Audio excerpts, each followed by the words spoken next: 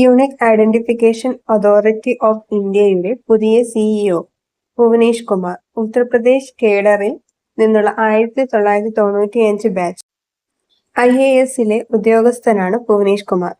ഡിസംബറിൽ ഫാർമസ്യൂട്ടിക്കൽസ് വകുപ്പ് സെക്രട്ടറിയായി നിയമിതനായ അമിത് അഗർവാളിന്റെ പിൻഗാമിയാണ് ഭുവേഷ് കുമാർ.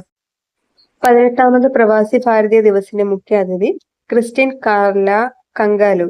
18ാമത് പ്രവാസി ഭാരതീയ ദിവസിന്റെ മുഖ്യാതിഥിയായി Trinidad and Tobago president Christine Carla Kangaloo പങ്കെടുക്കും. വിദേശകാര്യ മന്ത്രാലയത്തിന്റെ സഹകരണത്തോടെയാണ് ഒഡീഷ 18ാം തീയതി പ്രവാസി ഭാരതീയ ദിവസം സംഘടിപ്പിക്കുന്നത്. കേരളത്തിൽ ആദ്യമായി സ്കിൻ ബാങ്ക് നിലവിൽ വരുന്നത് തിരുവനന്തപുരം. പൊള്ളലേറ്റ പരിചരണത്തിൽ വിപ്ലവം സൃഷ്ടിക്കാൻ ലക്ഷ്യമിട്ടുള്ള ഒരു തകർപ്പൻ സംരംഭത്തിൽ തിരുവനന്തപുരം സർക്കാർ മെഡിക്കൽ കോളേജ് ആശുപത്രി കേരളത്തിന്റെ ആദ്യത്തെ സ്കിൻ ബാങ്ക് സ്ഥാപിക്കാൻ ഒരുങ്ങുന്നു. ഏറ്റവും പുതിയ നാസ റിപ്പോർട്ട് അനുസരിച്ച് 2025 ജനുവരി 3-ന് ഭൂമിയെ സമീപിക്കുന്ന 2 ചിഹ്നഗ്രഹങ്ങൾ ഏതാണ്?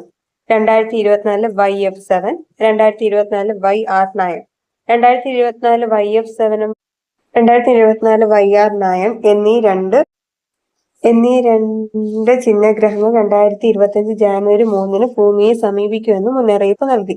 മണിക്കൂറിൽ 30,367 മൈൽ വേഗതയിൽ അത് ഭൂമിയിൽ നിന്ന് 20,80,000 മൈൽ അകലെ നിന്ന് സഞ്ചരിക്കുന്നു. 2025 ജനുവരി 1 മുതൽ പ്രാബല്യത്തിൽ വരുന്ന പൊതുസ്ഥലങ്ങളിൽ മുഖം മറയ്ക്കുന്നതിന് നിരോധനം ഏർപ്പെടുത്തിയ രാജ്യമാണ് സ്വിറ്റ്സർലൻഡ്. പൊതുസ്ഥലങ്ങളിൽ മുഖം മറയ്ക്കുന്നതിനുള്ള സ്വിസ് നിരോധനം ജനുവരി 1 മുതൽ പ്രാബല്യത്തിൽ വരും. ലംഘനങ്ങൾക്ക് $1000 പിഴ ചുമത്താം. Manu Bhaker, Harmanpreet Singh, Gukesh D, para athlete Praveen Kumar എന്നിവർക്ക് 2024 ദേശീയ കായിക അവാർഡിന് അർഹതയുണ്ട്. Major Dhyanchand Khelratna award. ഇന്ത്യയുടെ പരമോന്നത കായിക ബഹുമതിയാണ് മേജർ ധ്യാൻചന്ദ് ഖേൽരത്ന അവാർഡ്. ഇന്ത്യയുടെ കായിക രംഗത്ത് അവർ നൽകിയ മികച്ച സംഭാവന ആദരിച്ചാണ് അവാർഡ്. ഒരു ഒളിമ്പിക് പതിപ്പിൽ 2 മെഡലുകൾ നേടുന്ന സ്വതന്ത്ര ഇന്ത്യയുടെ ആദ്യ അത്ലറ്റായി മനു ഭാസ്കർ ചരിത്രം സൃഷ്ടിച്ചു. ഹർമൻപ്രീത് സിംഗ് ക്യാപ്റ്റനായ ഇന്ത്യൻ ഹോക്കി ടീം ആഗോള വേദിയിൽ തുടർച്ചയായ 2ാം വെങ്കല മെഡൽ നേടി. 18-കാരനായ ഗുകേഷ് ഡി ലോക ചെസ് ചാമ്പ്യന്മാരിൽ ഏറ്റവും പ്രായം കുറഞ്ഞ താരമായി. പാരീസ് പാരാലിമ്പിക്സിൽ T64 കിരീടം നേടിയ പാരാ ഹൈജമ്പർ പ്രവീൺ കുമാറാണ് അവാർഡ് ജേതാക്കളിൽ ഒരാൾ. കേരളത്തിന്റെ 23ാമത് ഗവർണറായി സത്യപ്രതിജ്ഞ ചെയ്തവർ രാജേന്ദ്ര വിശ്വനാഥ് ആർലേക്കർ.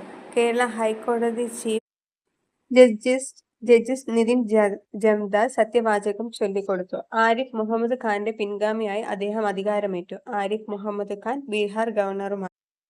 2025 ഹരിഹരാസനം അവാർഡ് ആരെയാണ് തെരഞ്ഞെടുത്തത്? കൈതപ്പുറം ദാമോദരൻ നമ്പൂതിരി. 1,00,000 രൂപയും പ്രശസ്തി പത്രവും ഫലകവും അടങ്ങുന്നതാണ് അവാർഡ്.